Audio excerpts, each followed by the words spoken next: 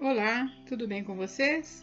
Hoje, dia 288 da nossa leitura da palavra, nós vamos ler os capítulos 13 ao 15 do livro de Mateus. Vamos à leitura? Capítulo 13. A parábola do semeador. Naquele mesmo dia, Jesus saiu de casa e se assentou à beira-mar, e grandes multidões se reuniram em volta dele, de modo que entrou num barco e se assentou, e toda a multidão estava em pé na praia. E de muitas coisas lhes falou por parábolas, dizendo: Eis que o semeador saiu a semear, e ao semear, uma parte caiu à beira do caminho, e vindo as aves a comeram. Outra parte caiu em solo rochoso, onde a terra era pouca e logo nasceu, visto não ser profunda a terra. Saindo, porém, o sol a queimou, e porque não tinha raiz, secou-se. Outra parte caiu entre os espinhos, e os espinhos cresceram e a sufocaram. Outra, enfim, caiu em boa terra e deu fruto, a 100, a 60 e a 30 por um. Quem tem ouvidos para ouvir, ouça. Porque Jesus usava parábolas. Então os discípulos se aproximaram de Jesus e lhe perguntaram: Por que o Senhor fala com eles por meio de parábolas? Ao que Jesus respondeu: Porque a vocês é dado conhecer os mistérios do reino dos céus, mas àqueles isso não é concedido. Pois ao que tem, mais será dado, e terá em abundância, mas ao que não tem, até o que tem lhe será tirado. Por isso falo com eles por meio de parábolas, porque vendo não veem, e ouvindo não ouvem nem entendem.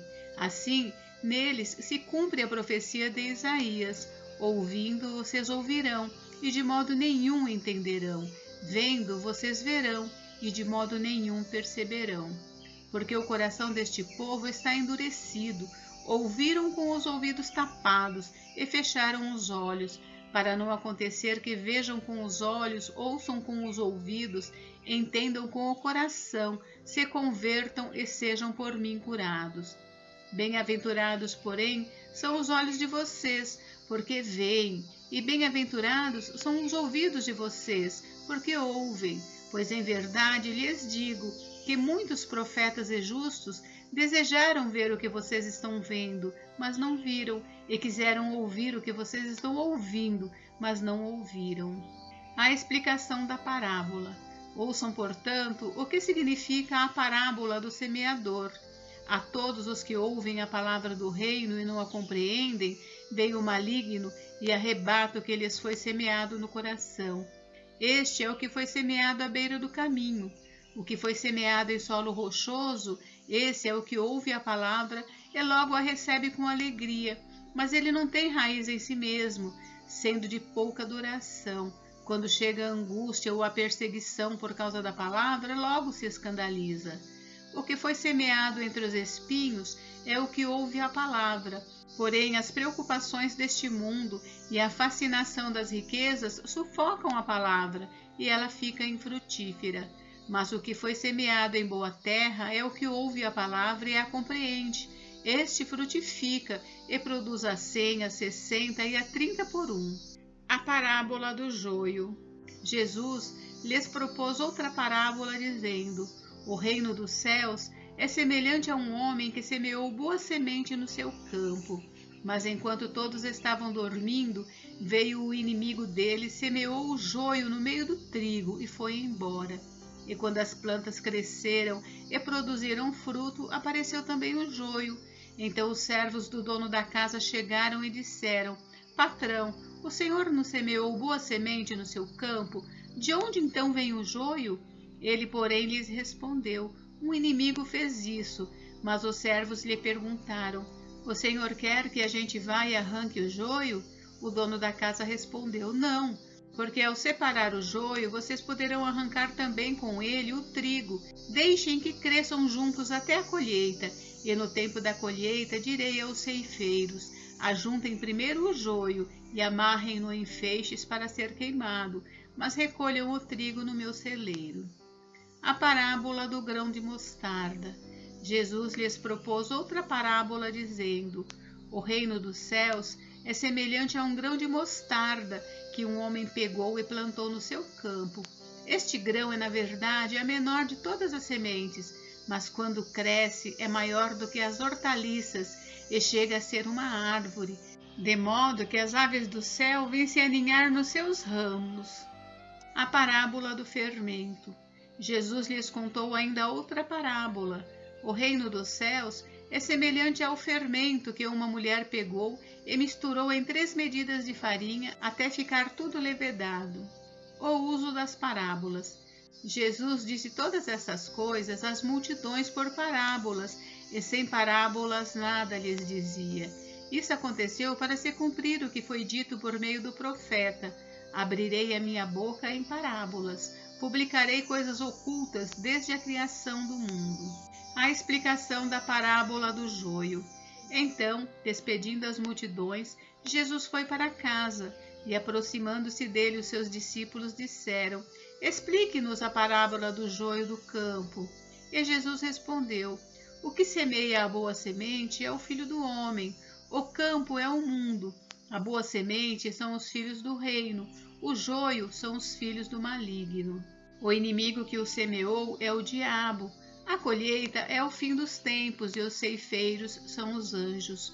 Pois assim como o joio é colhido e jogado no fogo, assim será no fim dos tempos. O Filho do Homem mandará os seus anjos, que ajuntarão do seu reino todos os que servem de pedra de tropeço e os que praticam o mal, e os lançarão na fornalha acesa. Ali haverá choro e ranger de dentes. Então os justos resplandecerão como o sol no reino de seu Pai. Quem tem ouvidos para ouvir, ouça. A parábola do tesouro escondido. O reino dos céus é semelhante a um tesouro escondido no campo, que um homem achou e escondeu. Então, transbordante de alegria, vai, vende tudo o que tem e compra aquele campo. A parábola da pérola. O reino dos céus é também semelhante a um homem que negocia e procura boas pérolas. Quando encontrou uma pérola de grande valor, ele foi, vendeu tudo o que tinha e comprou a pérola. A parábola da rede. O reino dos céus é ainda semelhante a uma rede que foi lançada ao mar e apanhou peixes de toda a espécie. E quando já estava cheia, os pescadores a arrastaram para a praia e, assentados, escolheram os bons para os cestos e jogaram fora os ruins. Assim será no fim dos tempos. Os anjos sairão, separarão os maus dentre os justos e os lançarão na fornalha acesa. Ali haverá choro e ranger de dentes. Coisas novas e velhas. Então Jesus perguntou: vocês entenderam todas estas coisas? Eles responderam: sim. Então Jesus lhes disse: por isso, todo escriba instruído no reino dos céus é semelhante a um pai de família que tira do seu depósito coisas novas e coisas velhas. Jesus é rejeitado em Nazaré. Quando Jesus acabou de contar essas parábolas, retirou-se dali e, chegando à sua terra, ensinava-os na sinagoga, de modo que se maravilhavam e diziam: de onde lhe vem essa sabedoria e esses poderes miraculosos? Não é este o filho do carpinteiro? A sua mãe não se chama Maria e seus irmãos não são Tiago, José, Simão e Judas? Todas as suas irmãs não vivem entre nós? Então, de onde lhe vem tudo isso? E escandalizavam-se por causa dele. Jesus, porém, lhes disse: nenhum profeta é desprezado, a não ser na sua terra e na sua casa. E não fez ali muitos milagres, por causa da incredulidade deles. Capítulo 14. A morte de João Batista. Por aquele tempo, o tetrarca Herodes soube da fama de Jesus e disse aos que o serviam: este é João Batista. Ele ressuscitou dos mortos, e por isso forças miraculosas operam nele. Porque Herodes, havendo prendido João, o amarrou e pôs na prisão por causa de Herodias, mulher do seu irmão Filipe. Pois João lhe dizia: você não tem o direito de viver com ela. Embora Herodes quisesse matá-lo, tinha medo do povo, porque consideravam João como profeta. Mas quando chegou o dia do aniversário de Herodes, a filha de Herodias dançou diante de todos e agradou a Herodes. Este prometeu com juramento dar-lhe o que ela pedisse. Então ela, instigada por sua mãe, disse: dê-me aqui num prato a cabeça de João Batista. O rei ficou triste, mas por causa do juramento e dos que estavam com ele à mesa, ordenou que o pedido fosse atendido. Assim, deu ordens para que João fosse decapitado na prisão. A cabeça foi trazida num prato e dada à jovem, que a levou à sua mãe. Então vieram os discípulos de João, levaram o corpo e o sepultaram. Depois foram e anunciaram isso a Jesus. A primeira multiplicação de pães e peixes. Jesus, ouvindo isto, retirou-se dali num barco para um lugar deserto à parte. Ao saberem disso, as multidões vieram das cidades, seguindo-o por terra. Ao desembarcar, Jesus viu uma grande multidão, compadeceu-se dela e curou os seus enfermos. Ao cair da tarde, os discípulos se aproximaram de Jesus e disseram: Este lugar é deserto e já é tarde. Mande as multidões embora, para que, indo pelas aldeias, comprem para si o que comer. Jesus, porém, lhes disse: Não precisam ir embora, deem vocês mesmos de comer a eles. Mas eles responderam: Não temos aqui senão 5 pães e 2 peixes. Então Jesus disse: Tragam esses pães e peixes aqui para mim. E tendo mandado que a multidão se assentasse sobre a relva, pegando os 5 pães e os 2 peixes, erguendo os olhos para o céu, os abençoou. Depois, tendo partido os pães, deu-os aos discípulos e estes deram às multidões. Todos comeram e se fartaram, e ainda recolheram 12 cestos cheios dos pedaços que sobraram. E os que comeram eram cerca de 5.000 homens, além de mulheres e crianças. Jesus anda sobre o mar. Logo a seguir, Jesus fez com que os discípulos entrassem no barco e fossem adiante dele para o outro lado, enquanto ele despedia as multidões. E tendo despedido as multidões, ele subiu ao monte, a fim de orar sozinho. Ao cair da tarde, lá estava ele só. Entretanto, o barco já estava longe, a uma boa distância da terra, açoitado pelas ondas, porque o vento era contrário. De madrugada, Jesus foi até onde eles estavam, andando sobre o mar. Os discípulos, porém, vendo-o andar sobre o mar, ficaram apavorados e disseram: É um fantasma. E tomados de medo, gritaram. Mas Jesus imediatamente lhes disse: Coragem, sou eu, não tenham medo. Então Pedro disse: Se é o Senhor mesmo, mande que eu vá até aí andando sobre as águas. Jesus disse: Venha. E Pedro, descendo do barco, andou sobre as águas e foi até Jesus. Reparando, porém, na força do vento, teve medo, e começando a afundar, gritou: Salve-me, Senhor! E prontamente, Jesus, estendendo a mão, o segurou e disse: Homem de pequena fé, por que você duvidou? Subindo ambos para o barco, o vento cessou. E os que estavam no barco o adoraram, dizendo: Verdadeiramente o Senhor é o Filho de Deus. Jesus cura em Genezaré. Estando já no outro lado, chegaram à terra de Genezaré. Quando as pessoas daquela terra o reconheceram, mandaram avisar em todos aqueles arredores e lhe trouxeram todos os enfermos. E pediam-lhe que ao menos pudessem tocar na borda da sua roupa, e todos os que tocavam nela ficavam curados. Capítulo 15. Jesus e a tradição dos anciãos.